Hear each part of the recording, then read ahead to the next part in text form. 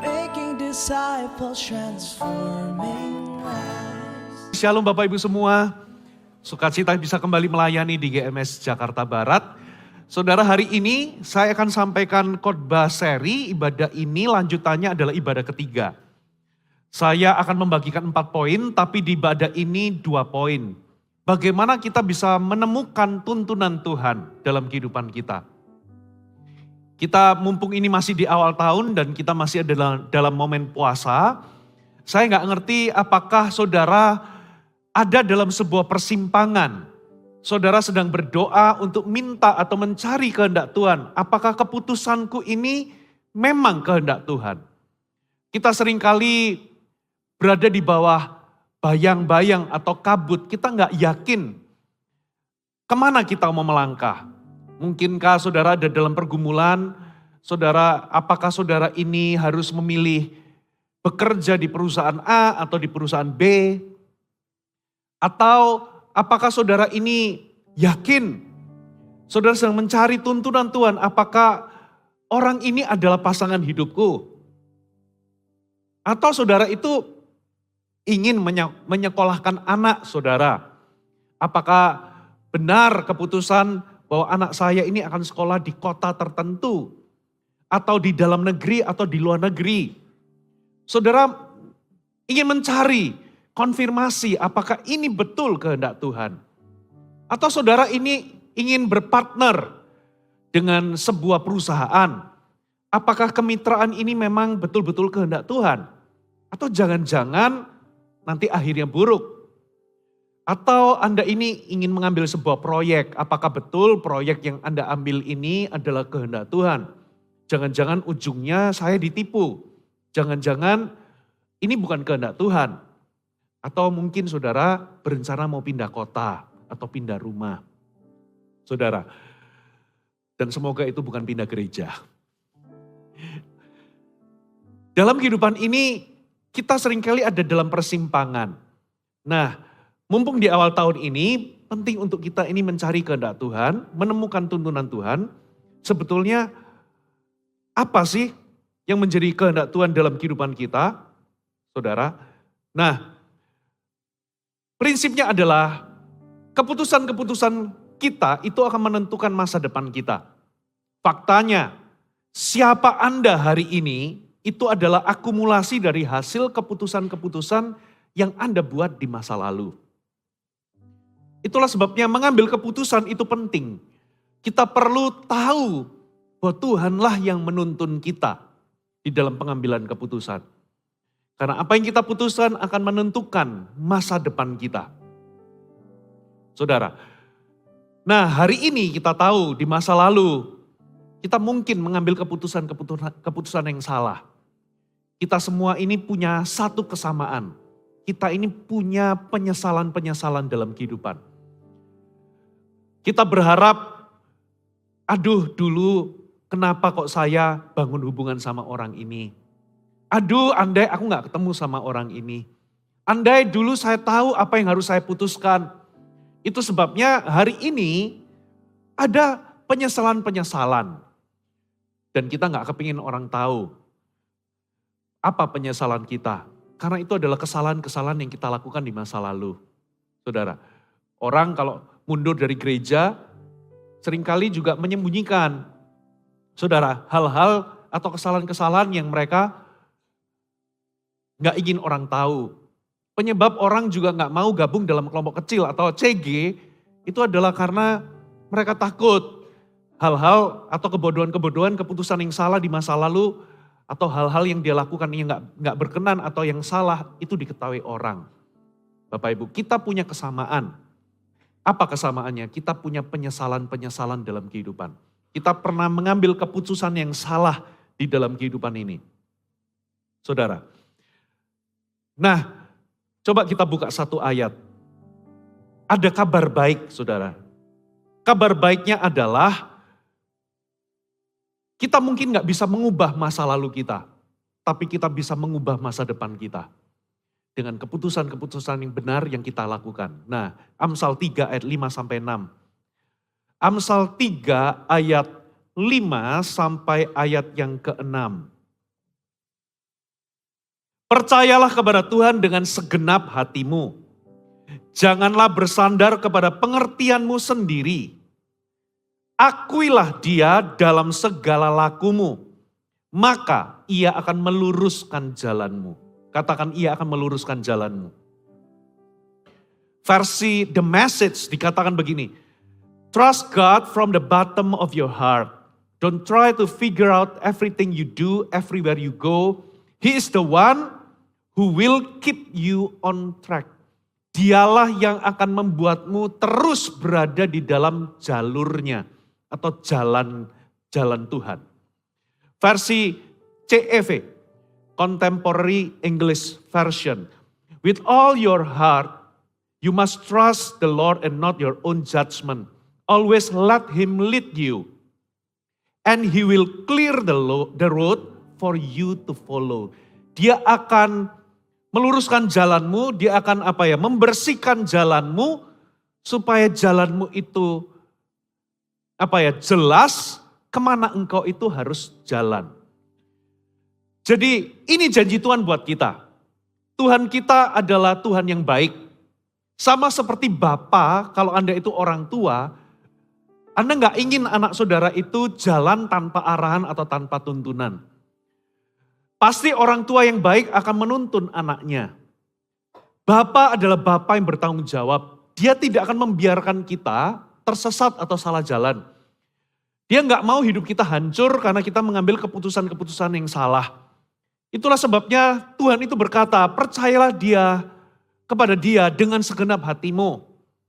Jangan bersandar pada pengertianmu sendiri. Tapi akuilah dia, libatkan dia di dalam segala lakumu. Dia akan membuat jalanmu jelas. Dia akan membuat jalan-jalannya atau kehendaknya itu jelas bagimu supaya Anda bisa mengikutinya. Dia akan memberikan kita clarity. Saudara, bayangkan kalau Tuhan itu cukup tega untuk menyerahkan anaknya bagi kita, masakan si Tuhan itu tidak memberikan kita kejelasan, Tuhan tidak memberikan kita tuntunan. Bahkan Tuhan itu memberikan detail pembangunan bait suci, Tuhan itu memberikan detail blueprintnya, bahan-bahannya. Kalau Anda baca dalam kitab Imamat, bahkan sampai ukuran-ukurannya itu detail Tuhan itu katakan. Tuhan yang sama itu juga peduli dengan segala hal yang detail dalam kehidupan kita. Katakan amin. Bahkan sampai hal-hal kecil dalam kehidupan kita. Entahkah itu dalam pekerjaan, entahkah itu dalam rumah tangga, entahkah itu dalam mendidik anak. Saudara, kalau saudara mahasiswa, bahkan Anda mau ambil jurusan apa, kemana Anda melangkah, Tuhan itu ingin jalanmu itu jelas. Kalau Anda lulus kuliah dan Anda mau kerja kemana, Tuhan itu bisa memberikan kita tuntunan atau clarity. Dia menuntun umatnya. Saudara, termasuk mengambil atau memilih pasangan hidup, Tuhan akan memberikan kita tuntunan atau guidance. Bagaimana saudara, Anda bisa memilih atau mengambil keputusan sesuai dengan kehendaknya. Itulah sifat Tuhan kita. Katakan sama-sama, dia akan meluruskan jalanmu. Mari masuki tahun baru ini bukan dengan sebuah keraguan, seolah-olah Tuhan itu bisu, seolah-olah Tuhan itu gak peduli dengan kehidupan kita, seolah-olah Tuhan itu kalau kita itu bertanya kehendak Tuhan, Tuhan itu diam. Ingat, Tuhan itu yang menciptakan mulut. Berarti Tuhan itu ingin berkomunikasi dengan kita. Dia ingin menyatakan kehendaknya dalam kehidupan kita. Masukin dengan sebuah ekspektasi, ekspektasi bahwa kalau kita mencari dia, kalau kita bertanya kepadanya, kita akan menemukan jawaban. Tuhan akan guide kita, saudara. Nah, sekarang bagaimana kita bisa menemukan, saudara, keputusan atau kehendak Tuhan dalam kehidupan kita? Kita harus tahu, saudara, bahwa ada 3 jenis kehendak Tuhan. Katakan sama-sama 3 jenis kehendak Tuhan. Yang pertama adalah rencana Tuhan di dalam kedaulatannya. Nah, ini merupakan kehendak Tuhan yang tidak bisa diganggu gugat. Ini adalah kedaulatannya. Saudara berdoa atau tidak berdoa, saudara menentang atau saudara setuju, nggak akan ada bedanya. Itu sudah keputusan final dari Tuhan. Contoh, saudara, kedatangan Mesias di muka bumi itu tepat pada waktunya. Saudara nggak bisa mempercepat kapan Yesus datang, yaitu maksudnya kedatangan pertama ya, ini bukan kedatangan kedua. Kapan si Mesias itu datang di muka bumi? Kenapa kok Mesias yang dinubuatkan itu nggak datang pada zaman Maleaki masih hidup? Atau di zaman raja-raja di Israel? Atau zaman nabi-nabi? Kenapa Yesus datang itu 2000 tahun yang lalu? Karena itu penentuan Tuhan. Saudara mau setuju nggak setuju, saudara mau mendoakan atau tidak mendoakan, itu sudah final keputusan Tuhan. Ayatnya di mana saya bacakan, nggak usah dibuka nggak apa-apa. Saudara, dikatakan begini Galatia 4 ayat 4. Tetapi setelah genap waktunya maka Allah mengutus anaknya. Katakan genap waktunya. Yang lahir dari seorang perempuan dan takluk kepada hukum Taurat, ia diutus untuk menebus mereka yang takluk pada hukum Taurat supaya kita diterima menjadi anak. Jadi saudara mau percaya atau nggak percaya, setuju nggak setuju, menentang atau nggak menentang, mau doa atau tidak doa, itu akan datang menurut waktu Tuhan. Saudara, itu rencana Allah di dalam kedaulatannya. Contoh yang lain, kalau Anda baca di Wahyu 20 tentang hukuman terakhir. Saudara, hukuman itu terjadi atau tidak itu bukan karena doamu dan doaku. Itu sudah keputusan final. Saudara, akan ada orang-orang yang menerima hukuman kekal, akan ada orang-orang yang menerima keselamatan. Nah, hukuman itu dijalankan atau tidak, saudara, itu nggak bisa dibatalkan. Itu sudah keputusan Tuhan final bahwa di ujung nanti ada kebinasaan dan ada hukuman kekal. Saudara, orang-orang yang tidak tercatat dalam buku kehidupan akan dilemparkan bersama-sama dengan maut dan kerajaan maut ke dalam lautan api. Itulah kematian kedua. Saudara, itu sudah final keputusannya Bapak Ibu. Tapi kabar baiknya, saudara, Anda bisa memberikan respon yang tepat kemana Anda pergi nanti. Apakah Anda masuk dalam hukuman kekal itu atau dalam kehidupan kekal? Kabar baiknya saudara, respon kita itu bisa setuju dalam rencana kedaulatan Allah. Respon kita itu kita bisa sepakat. Ada banyak saudara, orang-orang yang dipakai Tuhan karena mereka setuju dengan rencana Allah di dalam kedaulatannya. Contohnya Yusuf dan Maria. Saudara, ketika Mesias itu harus datang genap waktunya, itu nggak bisa diganggu gugat. Tapi Yusuf dan Maria itu dipakai Allah karena mereka setuju kepada rencana Allah. Halo, amin. Kalaupun mereka nggak setuju, Tuhan pasti punya cara. Tuhan akan pakai orang yang lain untuk melahirkan Yesus Kristus. Tuhan melihat respon kita. Saudara, itu kabar baiknya.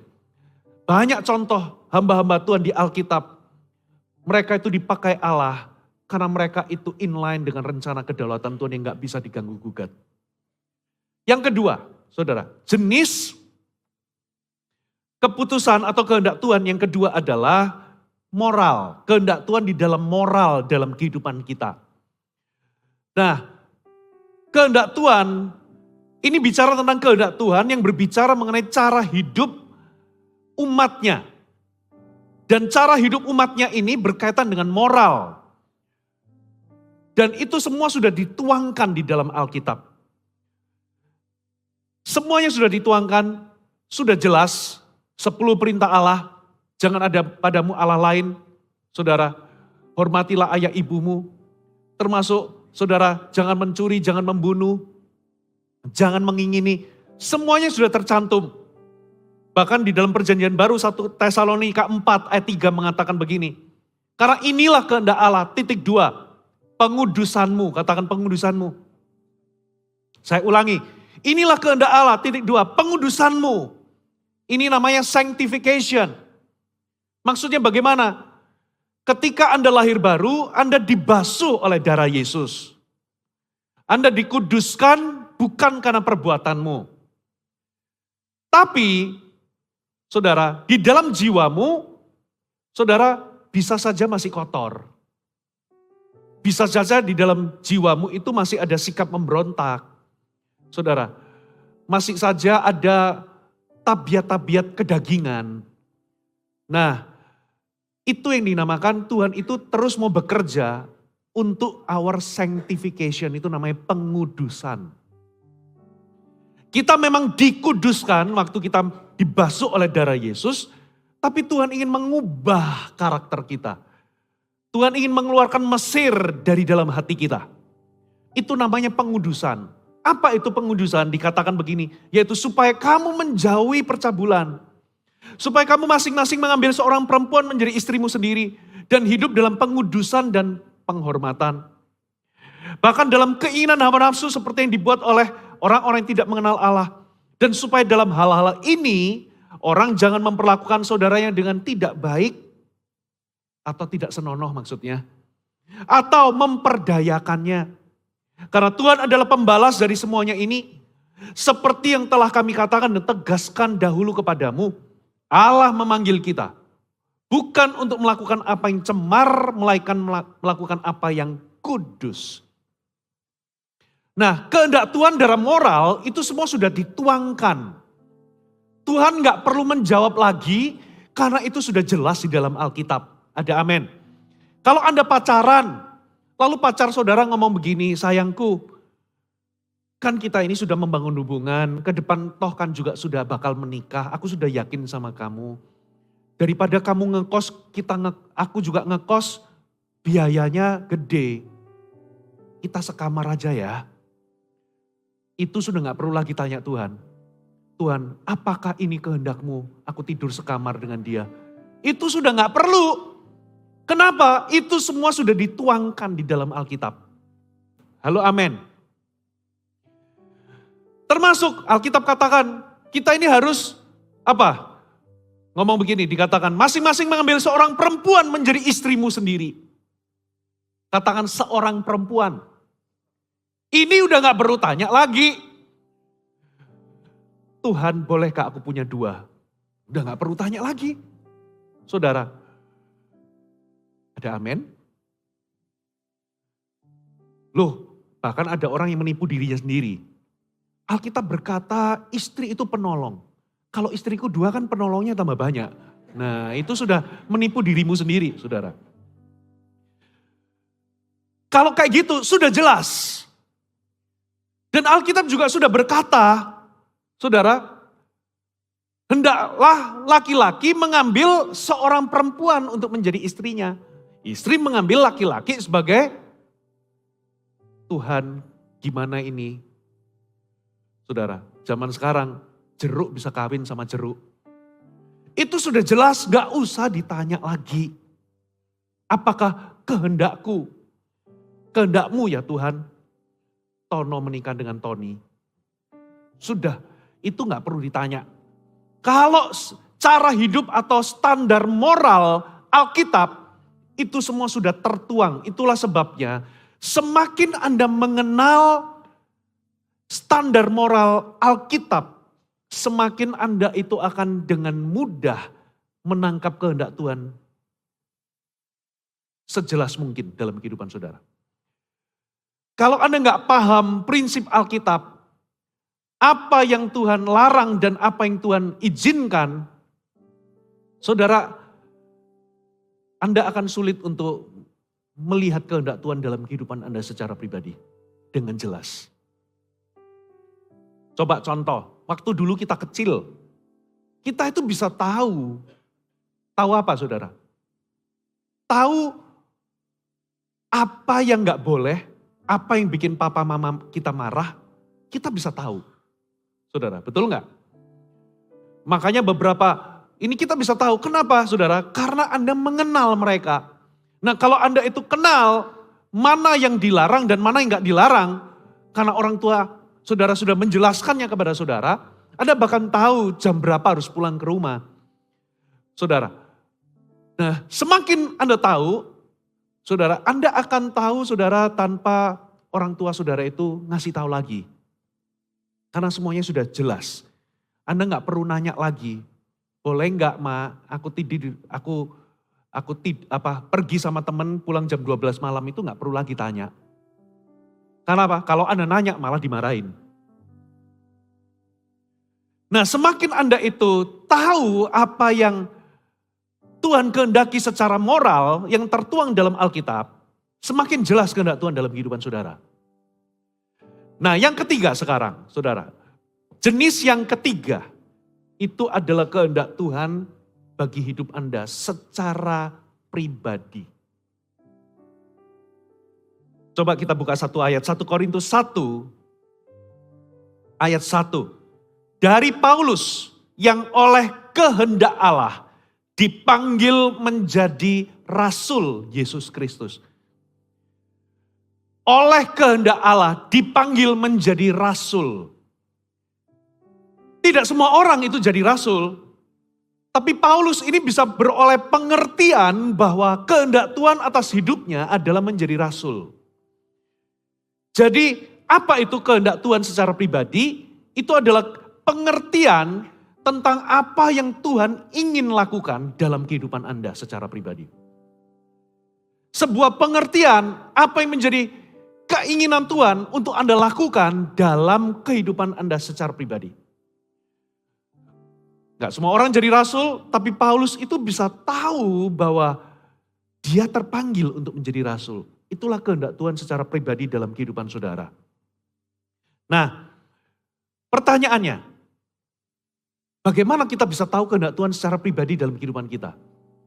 Kehendak Tuhan secara pribadi dalam kehidupan kita itu selalu ada dalam dua pagar ini. Yaitu rencana Allah dalam kedaulatannya dan kehendak Tuhan secara moral. Saya ulangi, kehendak Tuhan secara pribadi itu selalu ada dalam dua batas ini. Jangan keluar dari garis pertama dan garis kedua. Rencana Allah dalam kedaulatannya dan kehendak Tuhan secara moral yang Tuhan tuangkan dalam firman Allah. Disitulah kehendak Tuhan secara pribadi dalam kehidupan saudara. Halo amin. Contoh, Anda lagi bergumul, apakah Anda mau pindah? Katakanlah pindah kemana? Apakah aku harus tinggal di luar negeri, katakanlah di mana, di Thailand misalnya. Atau stay di Jakarta. Anda harus tahu, cek dulu di dalam pagar ini. Apakah itu inline dengan rencana kedaulatan Allah?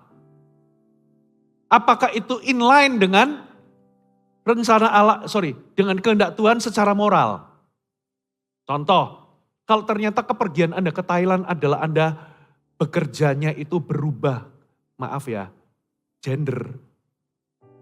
Itu sudah Anda jadi Anda jadi waria di situ. Itu sudah jelas bukan kehendak Tuhan untuk Anda pergi ke Thailand. Kenapa? Itu melanggar rencana kedaulatan Allah. Saudara nggak doa, saudara nggak ingin Anda lahir itu Tuhan sudah tentukan jadi laki-laki atau perempuan. Itu sudah bagian dalam kehendak Tuhan. Kedaulatan Tuhan. Halo amin. Yang kedua, cek apakah itu inline dengan moral. Kalau ternyata Anda kerjanya di sana itu jadi bandar judi online, sudah Anda nggak usah, di situ Anda tahu bahwa kehendak Tuhan adalah stay di Indonesia, bukan pindah ke Thailand. Kalau pekerjaanmu di situ itu adalah judi, atau jualan narkoba di situ. Ini sekedar contoh. Anda bisa terapkan ini juga di dalam memilih pasangan hidup. Bukan hanya pindah kota atau di mana. Anda bisa juga terapkan ini dalam panggilan. Semua keputusan atau kehendak Tuhan bagi hidup Anda secara pribadi selalu ada di dalam garis atau pagar, dua pagar ini. Rencana Allah dalam kedaulatannya dan kehendak Tuhan di dalam moral kehidupan kita. Amin. Nah, sekarang pertanyaannya, saudara, bagaimana kita itu bisa menemukan kehendak Tuhan? Pokoknya tadi pagar ya, itu sudah jelas.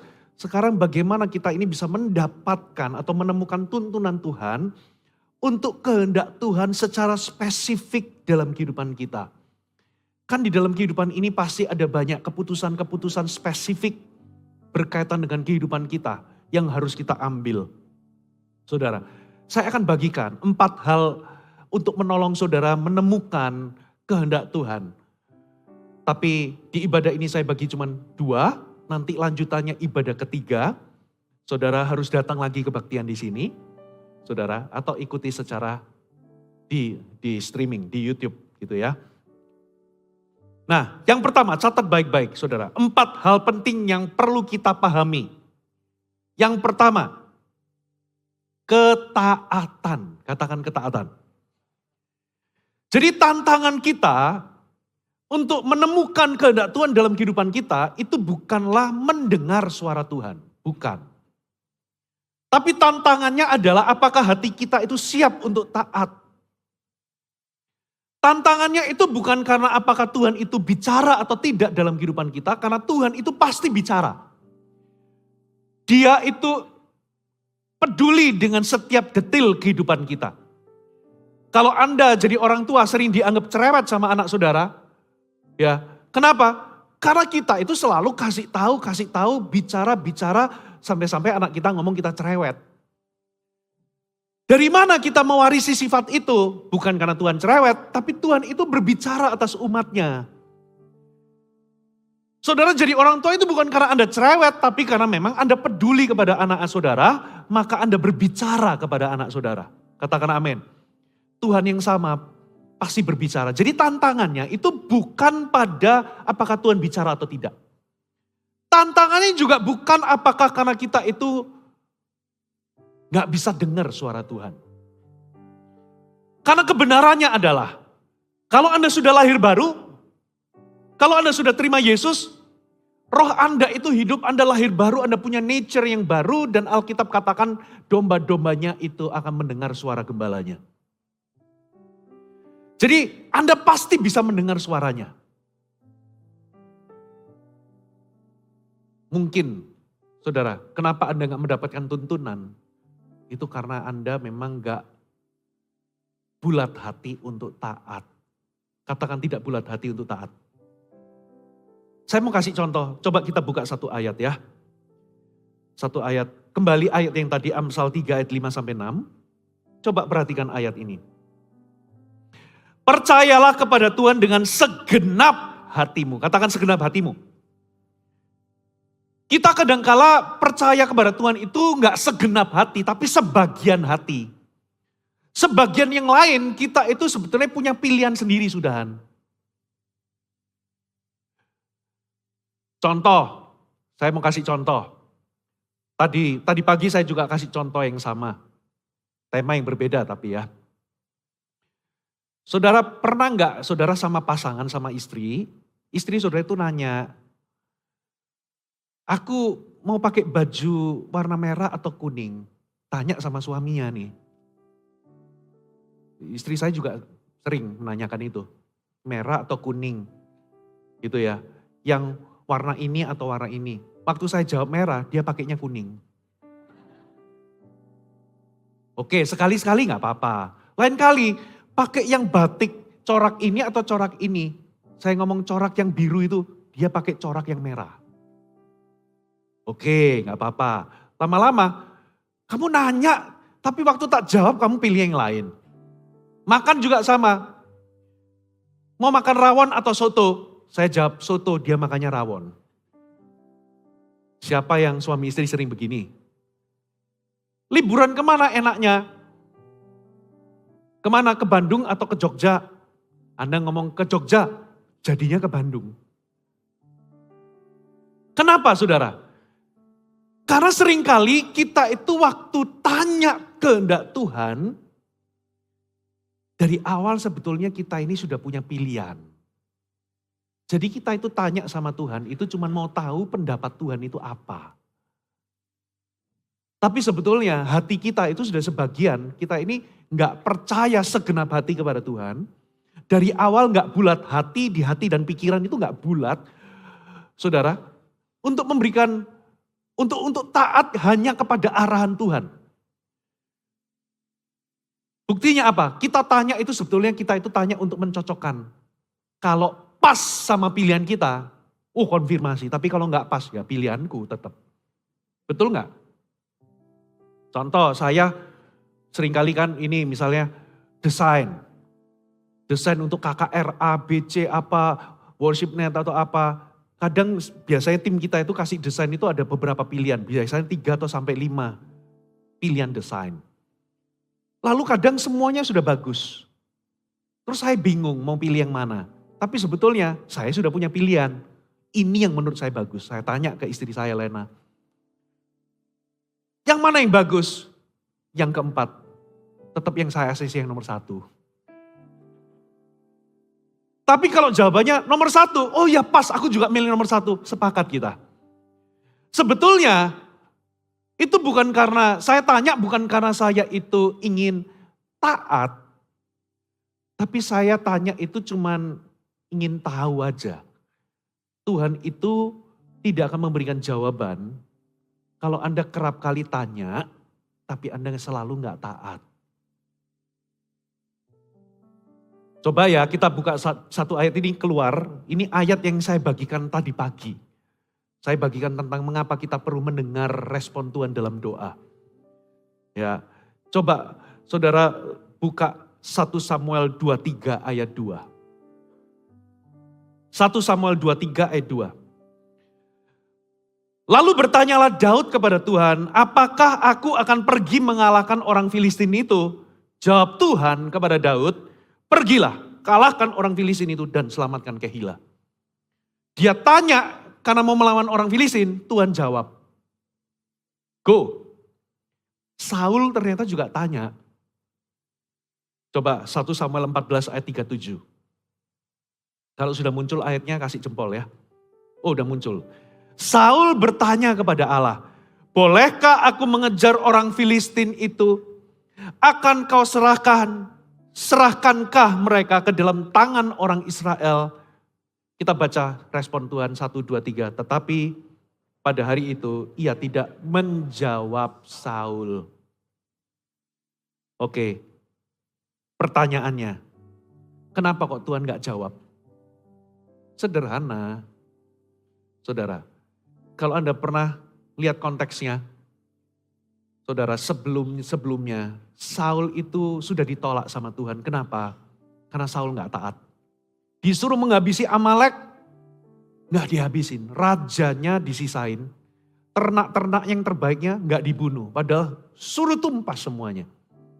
Saudara. Makanya dia ditegur sama Nabi Samuel. Mendengar itu lebih baik daripada korban.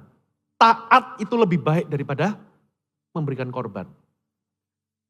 Makanya Bapak Ibu, kalau Anda mau peka sama suara Tuhan, kuncinya itu taat. Gak peduli seberapa banyak Anda berdoa, seberapa jam Anda doa, tapi kalau Anda gak pernah taat dalam kehidupan, Tuhan sampai satu titik malas jawab. Kalau tiap kali, saudara, Anda sebagai istri, tiap kali nanya sama suami, merah atau hijau, suami ngomong merah, Anda milihnya hijau. Ya, berkali-kali seperti itu, satu kali Anda tanya sama suami, suamimu malas jawab. Malas aku jawab A, ntar kamu pilih yang B. Begitu pula dengan Tuhan, saudara. Tuhan itu ingin memberikan Anda kejelasan. Tuhan ingin menyatakan rencananya dan tuntunannya kepada saudara. Dia ingin meluruskan jalan saudara. Katakan amin. Hanya jika Anda membulatkan hati untuk percaya kepadanya dengan segenap hati, bukan sebagian hati. Dan Anda itu mengakui dia, maksudnya melibatkan dia dalam segala aspek kehidupan saudara. Bukan cuma satu aspek. Tuhan kalau pelayanan aku tanya engkau, tapi kalau masalah PH jangan otak-atik Tuhan. Aku sudah jatuh cinta sama dia. Padahal sudah jelas. Tuhan sudah kasih border dalam firman. Jangan menjadi pasangan yang tidak seimbang dengan orang-orang yang tidak kenal Tuhan. Di area itu kita sudah gak mau nanya Tuhan lagi. Kenapa? Karena kita sudah menjatuhkan pilihan. Percayalah dia dengan segenap hati. Jangan bersandar dengan pengertianmu sendiri. Kita dari sejak kecil itu memang sudah diajar untuk menghadapi situasi A, B, C. Kita harus berespon bagaimana. Sehingga ketika saudara kita menghadapi situasi, kita tanya sama Tuhan. Seringkali kita itu yang kita andalkan adalah hitung-hitungan kita atau pengertian kita sendiri. Seringkali jawaban Tuhan itu gak selalu pas dengan perhitungan kita. Makanya saudara, perasaan kita itu bukan ukuran, kadang-kadang itu bukan ukuran yang pas untuk mencari kehendak Tuhan. Seringkali kan Anda bisa merasa, aku rasa kok yakin ya. Perasaan kita bukan penentu. Saudara, Anda harus cek. Bisa saja memang pas, tepat.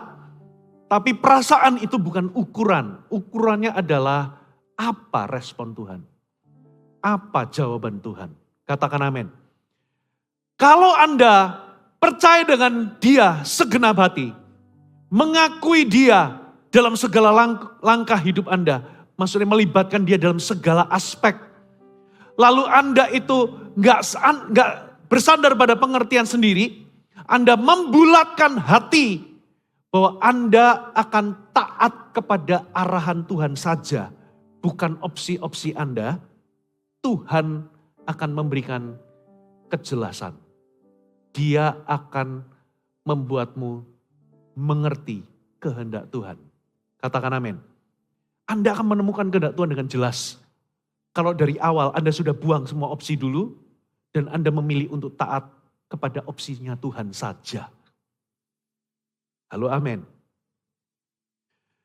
Katakan sama-sama ketaatan. Sekarang yang kedua, saudara. Nasihat atau pertimbangan yang benar. Sekalipun kita itu bisa tanya kepada Tuhan, sometimes kita itu bisa saja masih butuh konfirmasi atau masih merasa gak yakin. Coba kita baca sama-sama 1 Raja-Raja 12. Atau gak usah dibaca, percaya aja sama saya ya. Karena ayatnya panjang. 1 Raja-Raja 12 ayat 1 sampai 15. Anda baca di rumah. Apa sih backgroundnya? Saya akan kasih background agak panjang. Latar belakangnya ini adalah Raja Saul, itu raja pertama Israel. Itu mengakhiri pemerintahnya dengan daging. Sehingga dia ditolak Tuhan. Tuhan menemukan Daud menjadi raja pengganti dari Saul. Saudara, lalu Raja Daud ini berkenan di hadapan Tuhan. Lalu saudara, Tuhan memilih siapa yang menjadi pengganti dari Raja Daud adalah Salomo. Namun sayangnya Salomo di ujung kehidupannya itu dia menyembah berhala. Dan itu mengakibatkan Tuhan itu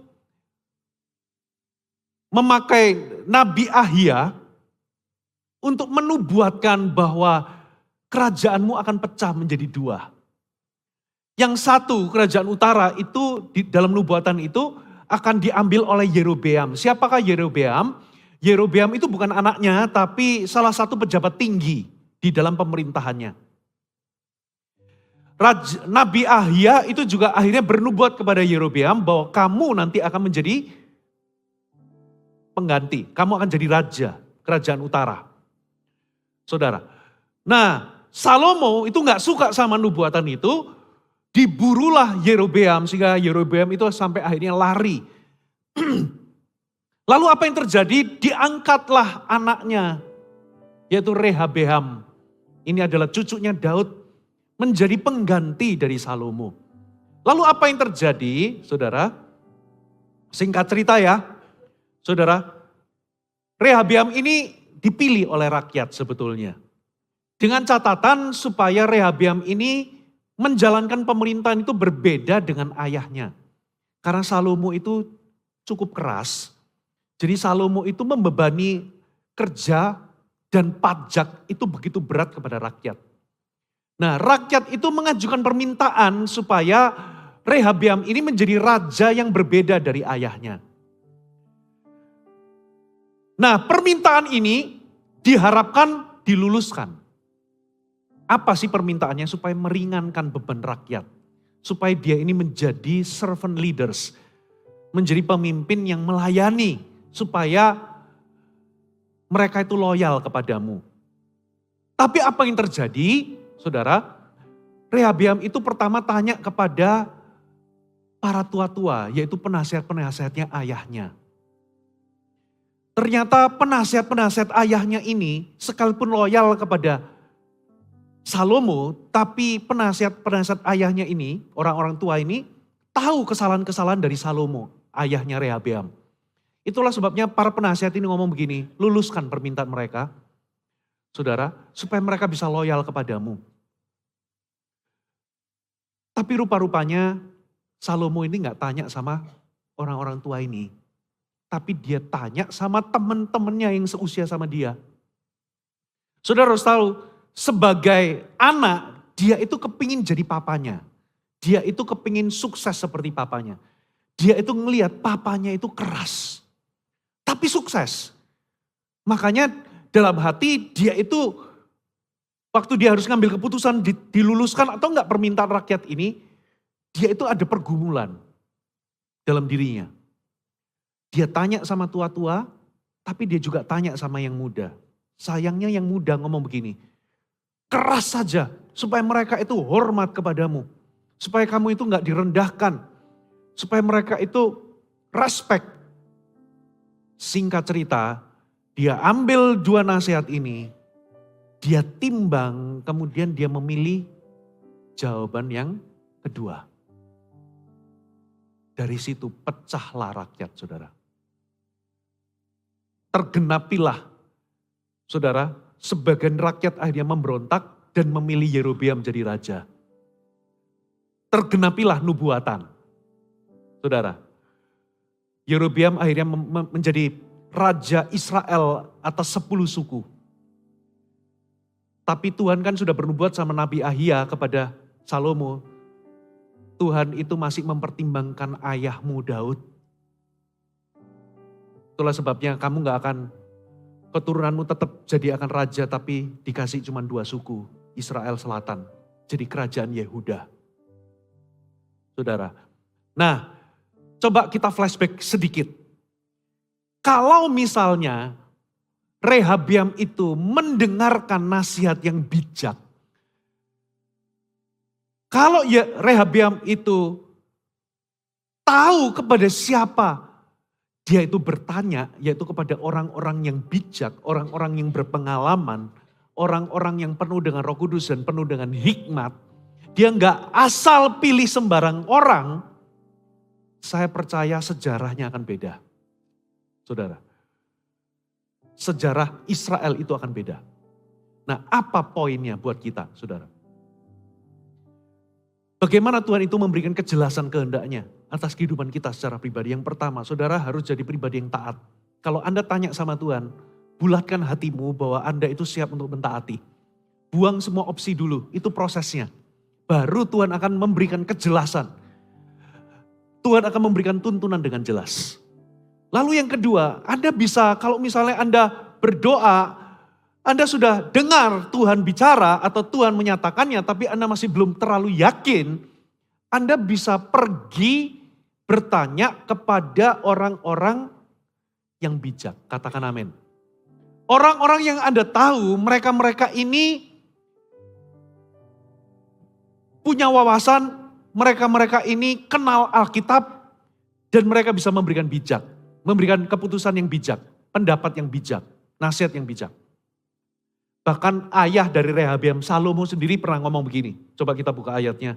Amsal 15 ayat 22. Rancangan gagal kalau tidak ada pertimbangan. Berarti Anda harus cari pertimbangan orang lain. Tetapi rancangan itu terlaksana kalau ada banyak penasihat. Jadi kalau Anda ingin membuat keputusan yang benar, saudara harus libatkan orang lain dalam proses pengambilan keputusan. Kalau Anda masih belum terlalu yakin. Jangan sampai Anda salah pilih orang untuk memberikan nasihat.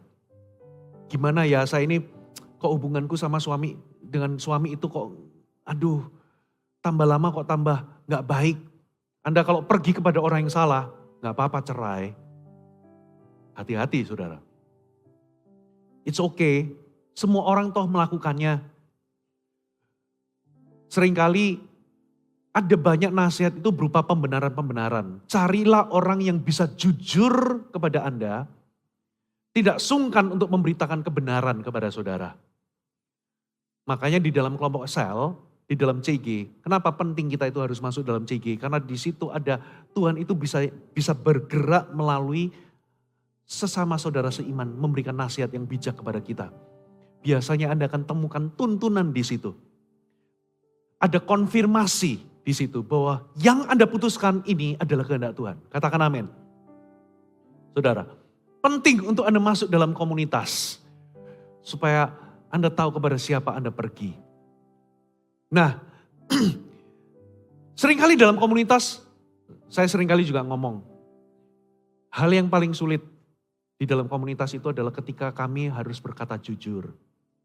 Kami harus, kalau ada orang cari nasihat, kami itu harus berkata kebenaran. Seringkali kebenaran itu tidak disukai. Kebenaran juga seringkali menyakitkan. Di dalam konfrontasi atau teguran, seringkali ada pemimpin itu menghindari konfrontasi. Kenapa saudara? Karena memang konfrontasi itu pandangannya itu image-nya sudah buruk. Makanya banyak pemimpin gak mau konfrontasi. Padahal konfrontasi itu adalah salah satu hal yang paling mengasihi. Itu adalah salah satu bentuk kasih.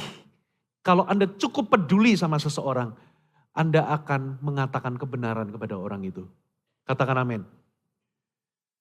Jadi mengatakan kebenaran itu adalah salah satu tindakan yang penuh kasih. Kalau Anda sayang sama anak saudara, Anda cukup peduli sama anak saudara, Anda akan mengatakan kebenaran kepada anak saudara. Sekalipun itu mungkin menyakitkan. Makanya kita perlu ubah image kita. Konfrontasi itu bukan marah-marah. Saudara, konfrontasi itu tindakan yang paling mengasihi. Gak ada orang yang mau dibohongi. Itu sebabnya cari orang itu yang berani berkata jujur kepada saudara. Yang tidak apa ya, yang tidak sungkan-sungkan untuk memberitakan kebenaran kepada saudara. Mereka lah yang harus Anda cari nasihatnya. Mereka biasanya itu adalah pemimpin-pemimpin rohani. Lalu carilah dua pertimbangan. Baik mungkin orang yang Anda kenal dekat, yang tahu kehidupan Anda, sama mungkin pemimpin atau orang lain yang mungkin gak terlalu dekat, tapi Anda tahu orang itu bijaksana.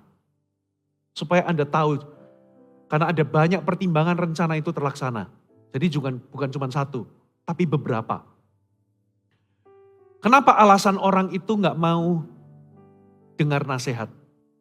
Perhatikan saya, saudara. Yang pertama adalah karena saudara gak punya teman.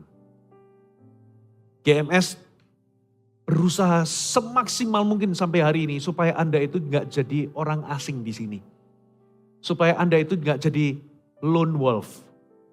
Sendirian di sini. Ya, gak ada orang yang mengenal Anda, gak ada seseorang yang membimbing Anda. No. Gereja kita itu basisnya pemuridan. Makanya kita gak berhenti-berhenti untuk apa? Keluar berkata bahwa Anda perlu dimuridkan karena dari situlah Tuhan itu akan memberikan banyak kejelasan kepada rencana Tuhan atas kehidupan Anda secara pribadi. Yang kedua, karena sombong. Bisa jadi karena Anda gak mau tanya. Anda merasa bahwa aku bisa putuskan sendiri, aku gak perlu tanya pertimbangan orang lain. Beberapa di antara saudara mungkin bukan karena sombong, tapi karena sungkan tanya, gak mau repotin orang lain. Kalau Anda di dalam CG, pemimpin itu memang ditunjuk untuk Anda mau repotin. Jadi tanya pada pemimpin, saudara. Tapi kalau seluruh jemaat tanya ke saya, ya jangan saudara. Makanya kita itu kepemimpinan di GMS itu kepemimpinan majemuk, kita itu kerja tim. Gereja ini tumbuh itu bukan karena saya, tapi karena tim.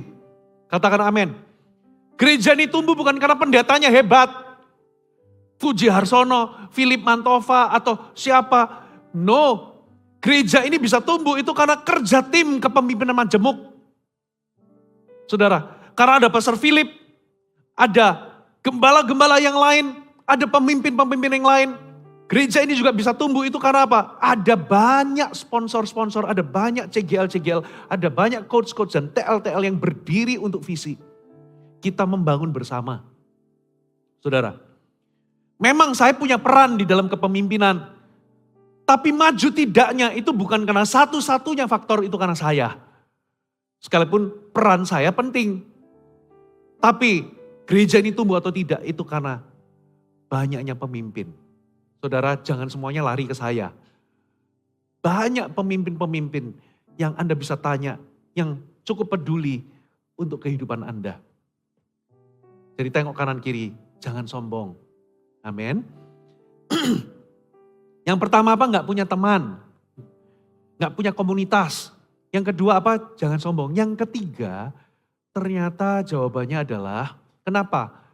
Kita itu nggak mau nanya, karena kita sudah punya jawaban kita sendiri. Sama seperti Tuhan tadi. Kita nggak mau tanya karena kita memang sudah bulat dengan keputusan kita sendiri. Disitulah saudara, kalau Anda menemukan diri Anda itu selalu menghindar dari nasihat, itu adalah tanda terjelas bahwa Anda berada di jalan yang salah. Itu bisa menjadi penanda bahwa Anda berada di jalan yang salah. Karena apa? Karena Anda suka menghindar dari nasihat. Itu bisa jadi salah satu gejala, jadi salah satu tanda yang jelas bahwa Anda berada di jalan yang salah. Poin ketiga dan keempatnya, saya save untuk next session. Saya kasih bocoran aja ya, poin ketiganya itu adalah prinsip Alkitab atau prinsip dalam cerita Alkitab. Yang keempat itu visi. Apa penjelasannya? Datang lagi. Mari bangkit berdiri bersama-sama. Anda diberkati Tuhan, amin.